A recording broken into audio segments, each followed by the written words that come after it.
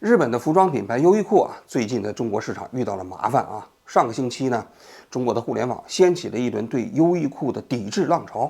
很多人说啊，优衣库不能买了，不但不能买了，还有不少人呢在家里翻箱倒柜啊，把自己家里的优衣库品牌的衣服找出来，把它烧了，决心不可谓不大啊。那么那些抵制的词儿呢，大家都非常熟悉啊，无非就是说吃中国的饭，砸中国的锅。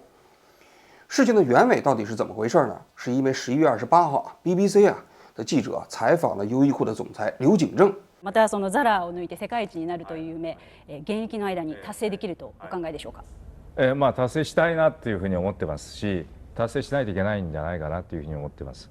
で、そのためには3兆円の企業と10兆円の企業ってのはどういうふうに違うのか、それを想像しながら日々会社を作り変えていく。这个采访呢，一共分为3种形式。一种呢，就是这个记者呢用日语采访了刘景正，之后呢剪成了一段视频在网上播。紧接着呢，他又把这个视频的内容转换成了文字报道，又以中文、日文和英文的形式发表在了互联网上啊。那么这段采访呢，主要问的是刘景正关于这个优衣库这个品牌的发展问题啊，也问到了中国市场、美国市场、世界品牌市场，包括这个快消品市场怎么发展。刘景正呢回答的也比较正常啊。中国経済について伺いたいんですけれども、実際に御社への影響も少しはあったかと思うんですけれども、実際の今までの影響、それと今後のその戦略の見直しの必要性があるかどうか教えてください。戦略は見直す必要ないんじゃないかなと思いますけどね。まあね、14億人人がいますから、まだ900か1000ぐらいしかないでしょ、店舗は。僕は3000店舗ぐらいはいけるんじゃないかなと思ってるんだけど，但同时也讲到了中国现在也有一些快消品牌对他们构成的压力。现在优衣库本身呢还不是一个全球的品牌，他们还要努力等等就是这些内容啊。那 BBC 的记者呢，紧接着在最后的时候就问了一个问题：環境、人権を念頭にしたサプライチェーンの改革をなさっているかと思うんですけれども、新疆面の問題、数年前に話題になりましたけれども、柳井さん、政治について中立などで答えられないと当時おっしゃっていて、今実際に新疆ウイグル区から買った綿花が使っているかどうかお答えいただくことっていうのは可能でしょうか。这个问题一问出来，这刘景正明显就緊張了啊！他当时说话就有点含含糊糊。まあね、それは使ってませんし、で、どこの面っていうことを言ったとしても、もうこれ以上言うと政治的になるんで、やめましょう。はい。那么 BBC 呢就把这段话呢，放到了他报道中间的一个重点，他就讲到了啊，他说，因为刘景正说了，他们没有用新疆棉。那没有用新疆棉这段话呢，辗转到内地，内地的这些很多网民呢，又把没有用新疆棉呢解读成了一个说不用新疆棉。那不用新疆棉什么意思？那不就是抵制新疆棉吗？那还得了？你要抵制新疆棉，我们就抵制你优衣库啊！整个事件的来龙去脉大致就是如此啊。那么这2天呢，我们也把这个刘景正这篇日文采访仔细调过来听了一下，就是这一段，一共就3句话。我在这里给大家详细解释一下，这里头确实存在着一些翻译过程中间的误解啊。大家都知道，我们中文实际上没有时态啊，英语、德语这些语言呢都有非常明确的时态，日语是有时态的，但是日语的时态呢又不像英语那么完备。你就比如说，这个刘景正在这里头讲的それは使ってません。使ってません呢，实际上是使っていません是一个意思啊。这使っていません在日语里头呢有2种含义，一种呢是现在进行时。你比如说问我王局你现在在干什么呢？我说食べていますね，那就是说什么呢？我正在吃东西呢，我正在吃东西，那这就是现在进行时嘛。但是呢，这个使っていません呢，其实同时也是表示状态。你比如说我说去年から今まで日本語を勉強している。勉強していません，勉強しています，其实什么意思呢？就是讲的我从过去到今年我一直在学日语，或者是说呢我没有在学日语，它表示的是一种状态。这刘景正回答这个 BBC 记者的时候就用的使ってません，就是一种状态，也可以说是一种现在进行时。那么这个时候他其实说这个含义就有点意思了啊，他其实并没有说使いません。如果说使いません，就是我们很多中国网民理解那个意思，我不用新疆棉。但是说此卡迪马散就是说我好像是没有用，我没有用啊。后面他还加了一个西，这西是什么意思呢？西的意思就是列举，那意思就是说我也没用啊。那这个我也没用啊，实际上这个含含糊糊暗含着什么意思呢？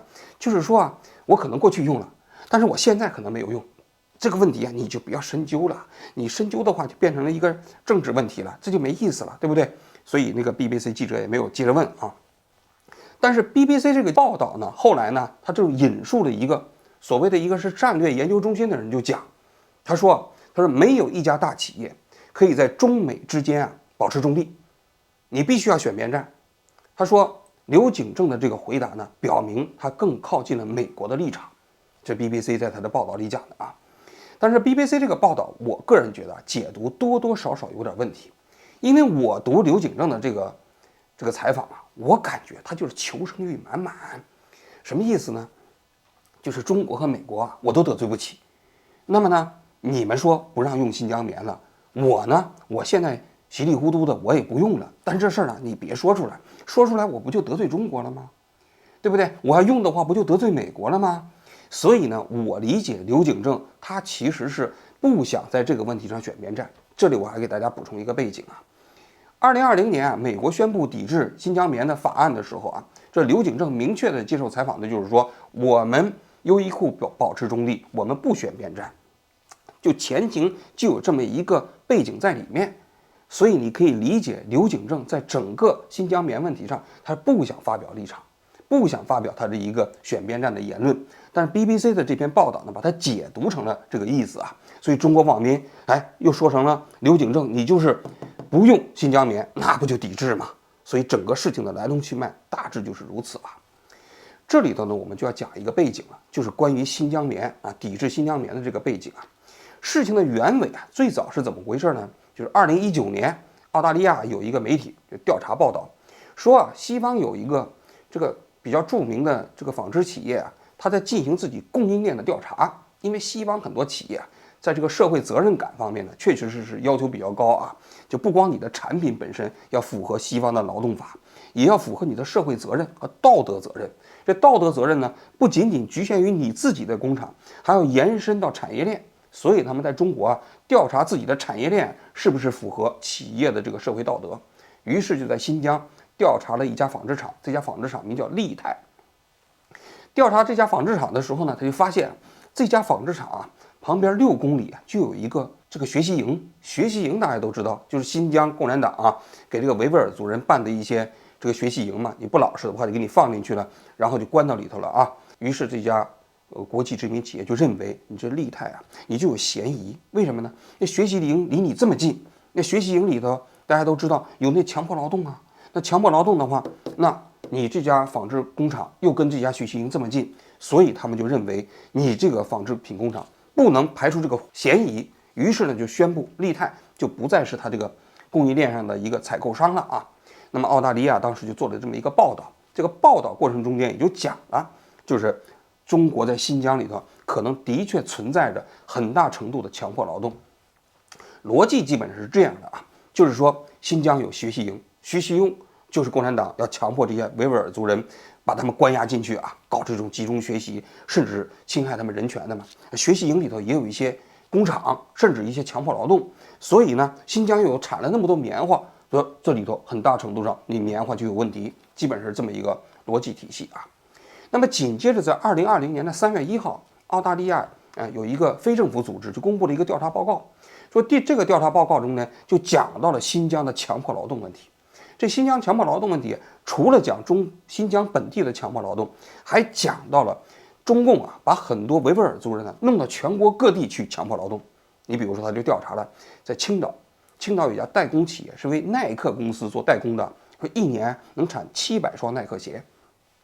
结果呢，在这个代工厂里头有好几百个维吾尔族的这个劳工，他们就讲了，这维吾尔族的劳工啊，平时在这里头白天要工作，晚上呢还要学汉语，然后白天还要升国旗，强迫劳动。说这种强迫劳动呢，共产党啊在全国范围内一共有8万名维吾尔族人，包括富士康给苹果做代工啊，所以你苹果其实在产业链上也有这个强迫劳动的。那这个报告一出来啊，就引起了非常大的反响啊。这里还有一个背景啊，就是美国人呢对棉花特别敏感，因为美国啊，棉花代表着什么？南方当年奴隶制啊，那种植园主啊，就是强迫奴隶种棉花，所以棉花这个词在美国就等同于奴隶制。所以这个新闻爆出来之后啊，在美国里引起了巨大的反响。就在2020年的年底啊，美国的参众两院就通过了一项法案，就是禁止强迫维吾尔族人劳动的法案。这部法案呢，以480票对1票啊，这个通过的啊，你可以看一下，在美国参众两院呢，那是高比例通过，民主党和共和党啊都一致通过了这么一个法案。这个法案就规定啊，在2022年开始实施，任何新疆的产品都不能进入到美国，只要你进新疆生产的，不仅仅是你新疆生产的，你供应链上有新疆提供的也不能进入到美国。那这要求就严了，是吧？而且不光是棉花，所有的产品都是如此。那么这个法案通过之后呢，其实它不禁止国际品牌啊，你在中国采购之后有新疆的产品啊，你卖到其他国家。但是对于很多国际知名品牌来说呢，美国是一个巨大的市场，美国是说禁止你这个产品进口到美国。那对于很多国际知名品牌来说，它承担着2个方面的问题。第一，如果它有中国的新疆的供应链上的产品的话，它的产品就不能在美国卖。第二，如果它是被认为有新疆的产品之后，它在国际市场上承担着一个非常大的道德压力。你不仅仅在美国不能卖了，你在其他国家卖的话，你面对公众对你的指责，那这个其实也不好受啊，也可能会蒙受巨大的这个市场损失啊。所以美国通过了这个法案之后呢，国际上的一些知名企业就纷纷开始说我不再用新疆棉了。因为这里首当其冲的就是新疆棉嘛，因为新疆的长绒棉大家都知道啊，占全球棉花市场的20%，占中国市场的90%。那在中国市场中，你几乎只要是跟纺织品有关的，你都要用到新疆棉。那首当其冲就是一些纺织品企业，还比如说制鞋呀，你比如说 H&M 啊、耐克啊这些企业就纷纷宣布，阿迪达斯啊纷纷宣布自己不再用新疆棉了。结果呢，这不用新疆棉之后，那中国就不干了，中国就宣布对等报复。美国一些人不仅把新疆棉花污名化，严重损害新疆棉花种植业，甚至中国整体经济利益，还企图将中国政府与民意割裂对立，其心何其毒也！做生意要讲究尊重，一面赚着中国消费者的钱，一面对中国抹黑攻击，损害中国利益。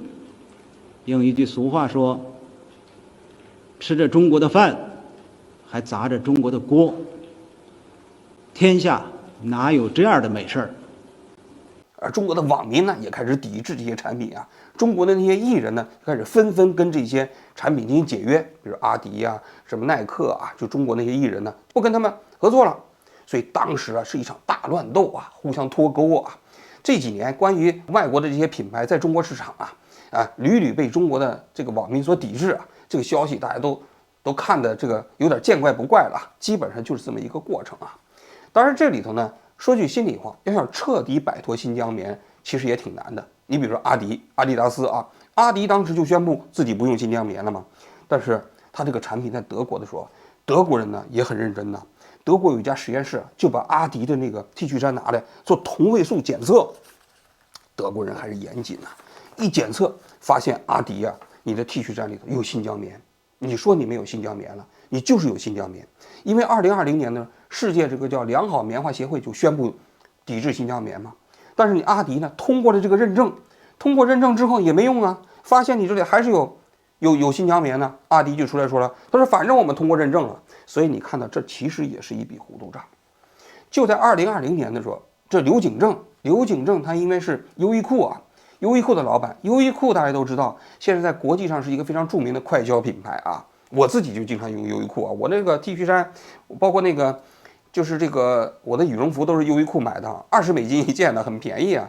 优衣库在我看来呢，它颠覆了传统的服装产业。为什么呢？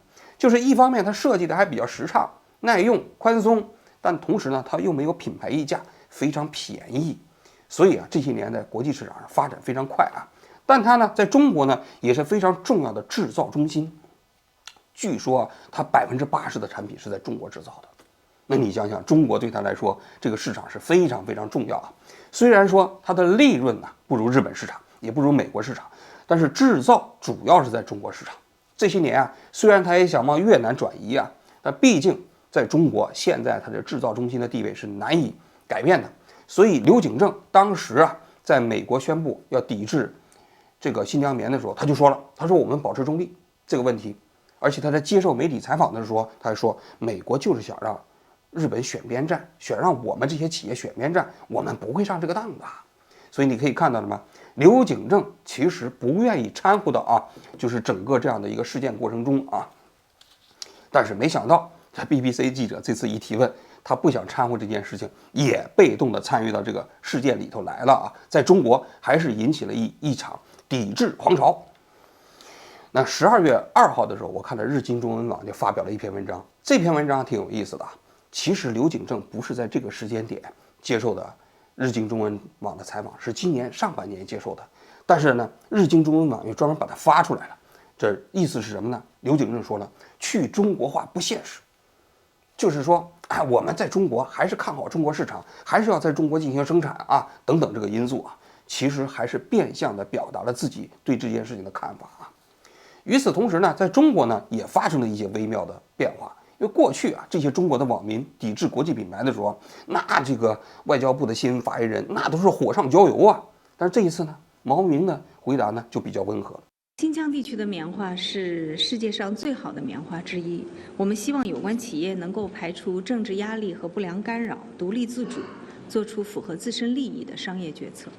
言下之意是什么呢？言下之意就是说，你刘景惠，你看清楚这个事态啊，你别选边站就行了啊。而中国的网民啊，其实这一次啊，抵制的也没有那么多。我也看到网上了，很多人都说了，就从优衣库和新疆棉这个事儿，我就感觉咱们很多东大的老百姓正义感太朴素了，朴素到你都觉得他有点愚蠢，朴素到你都没有办法跟他解释这玩意儿根本就不是立场问题，因为他们太上头了呀，那是被多少爱国表演艺术家熏陶出来的，那脑子里全都是大国博弈、世界秩序、国际贸易战争，不管遇到多么小的事儿，那都要跟你宏大叙事，满脑子都是政治问题和立场问题，就那种使命感让你觉得这个人他肯定得有个编制。且不说人家根本就没有说抵制的问题，就算他真的抵制了，那跟咱们平头老百姓有啥关系啊？咱们都穿优衣库了，这种事儿是咱们能决定的吗？对吧？人家优衣库给你生产这么便宜的衣服，又这么好，质量又这么好。还有人说了，他说你新疆棉是质量好，那你卫生巾用新疆棉了吗？你卫生巾你用的都是黑心棉，结果呢，你不去抵制，你现在你去抵制人家优衣库，你不是有毛病吗？所以这次网民其实态度也是发生了一个分野啊。那么整个事件大概就是这么一个来龙去脉啊。因为这个我给看人民网的评论了，人民网现在这个风头呢，这一次啊，他就给人感觉好像让大家不要把矛头对准优衣库，而是对准 BBC， 认为 BBC 没安好心。BBC 有意在拉优衣库下水啊。那紧接着啊，我来讲一讲我自己的看法啊。那么最关键的看法就是关于新疆棉是不是存在着强迫劳动的这么一个问题啊。我的观点大概是这个3个层次。第一个层次，新疆到底有没有集中营，有没有学习营？那显然是有学习营的，这个数据啊，在谷歌地图上你一看就可以看得到啊。那新疆这个地方到处建的这种学习营啊，这学习营的数量呢，现在呢基本上是100万。中国政府呢也没有否认在新疆有学习营。这学习营是什么？学习营说白了就是对维吾尔族人权侵害的一个具体的实施地点。大家都知道，2年前我们曾经做过一期节目，英国获得了在中国的一些解密文件，就是中国政府内部的解密文件，显示就是在学习营里头啊，关了全是维吾尔族的人，而且呢还有很多人是未成年人。这些人没有经过任何的司法裁决途径就被关进去了。有的人就是一句话，有的人就邻居检举他说他10几年前说过一句话，然后就抓起来了。抓到学习营里头以后啊，限制了人身自由，也不能回家，而且呢，也不知道会关多久。就在这里面，完全靠政府的态度，觉得你这个改造好了才把你放出来。所以，所谓的新疆学习营啊，这是一个彻头彻尾的侵害维吾尔族人权的这个事情啊，这是毫无疑问的。这第一个层次啊。第二个层次，学习营里头有没有强迫劳动呢？应该说肯定也是有的，因为 BBC 啊也曾经做过调查啊。This is one site we're trying to get to, a giant re-education camp. But more recently, something else has been built next door, a textile factory. Days after its completion, a large group of people can be seen being moved between the camp and the factory. Wow, and this is the factory here. It's extraordinary. From the ground, it's clear the factory and accommodation blocks are all now one single site, plastered with Communist Party slogans. 这个呢，中国政府的解释是说啊，我们在搞职业培训，而在西方看来，这就是强迫劳动。你把人关进去了，失去自由了，你给人搞职业培训，哪有这个道理啊？你真搞职业培训的话，你把人放出来之后搞职业培训呢？你干嘛把人关在里头？关在里头就没有自由，没有选择啊！所以啊，这就是强迫劳动。在西方的视角看来，第三个层次就是说，新疆棉里头到底是不是存在着强迫劳动？应该说啊，我看了所有的资料啊，没有直接证据。就是澳大利亚最早的报道啊，其实也是个间接证据。就是那个利泰的纺织厂，它旁边6公里有一个学习营，学习营跟它距离有6公里，非常非常的近。而新疆呢，棉花生产呢又带有非常强的季节性，就是要采摘棉花的时候，必须在几天的时间里把棉花给采下来。我当年在中央电视台说，我们还专门做过节目，大量的中国内地的农民每年到那个时间到新疆去采棉花。那么推论就是，新疆有学习营。学习营里头有强迫劳动，共产党除了在学习营里头强迫这些维吾尔族人以外，还把他派到全国各地去强迫劳动啊。那么棉花这个地方能没有强迫劳动吗？基本上是这样一个证据链啊。那我们就看了这个证据链，基本都是一个间接证据加推断。所以啊，关于新疆棉到底是不是存在强迫劳动的这个问题呢，直到目前为止，在我看来，基本上是间接证据加推断，没有直接证据。当然，美国是因为它特殊的历史文化，因为就听不得这个棉花2个字，一提起棉花2个字，就想起了黑奴，就想起了南方的种族隔离制度，想起了南方种植园里的奴隶制。所以啊，美国通过了那样的一个法案啊。过去几年，关于新疆的棉以及这个维吾尔族人的问题，大致就是如此。对于企业来讲啊，我个人觉得还是要有一些理解之心。你比如说像刘景正的这个优衣库啊，我觉得优衣库这个品牌挺了不起的啊，颠覆了传统的这个服装品牌的这个游戏规则嘛，就是做非常便宜的，同时也比较时尚的这个服装啊。过去的那些服装里头好看的就都比较贵，有非常大的品牌溢价，但是优衣库没有啊，然后穿在身上又非常宽松，也比较时尚，那多好啊！那么对这样的企业来讲，我个人认为尽量不要逼迫他们做政治站队。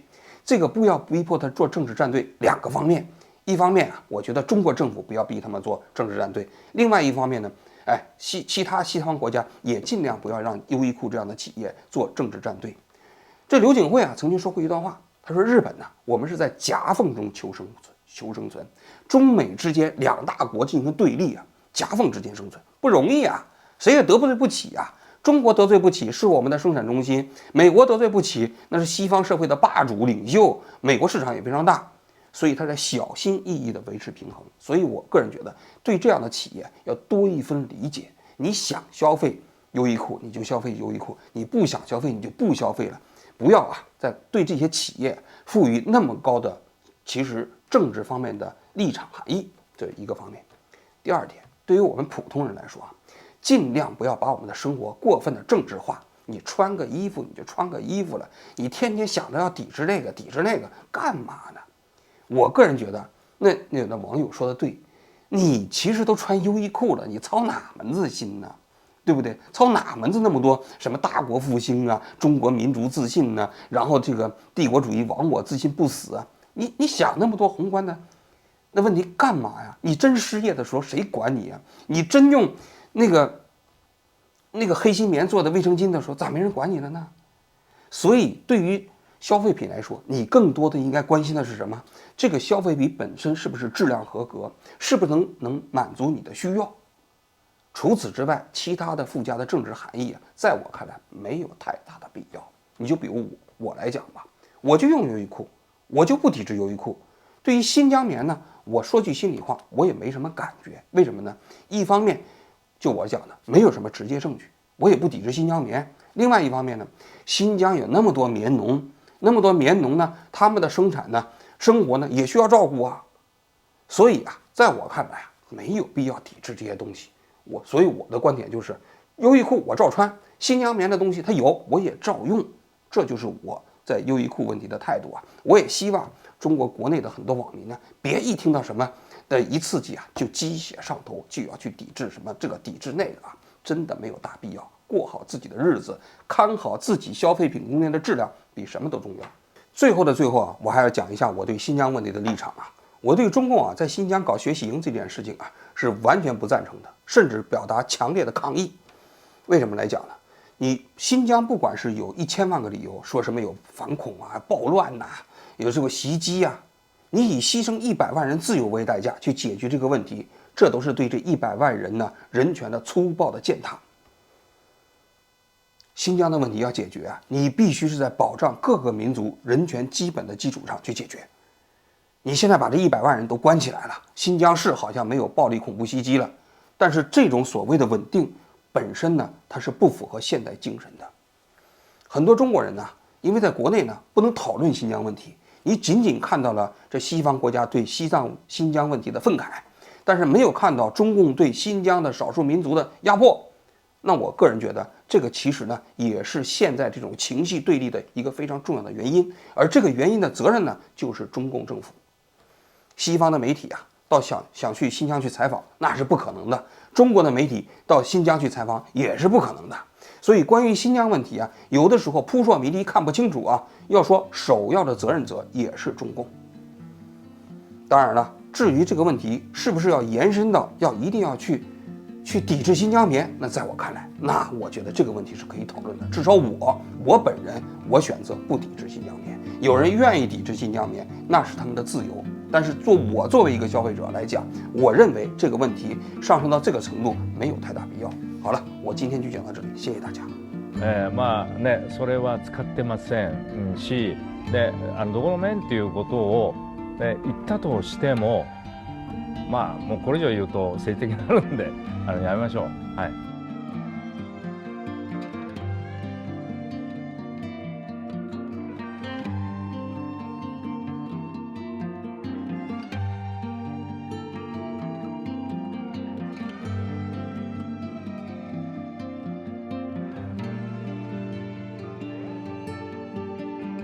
吃着中国的饭，还砸着中国的锅，天下哪有这样的美事儿？我们希望有关企业能够排除政治压力和不良干扰，独立自主，做出符合自身利益的商业决策。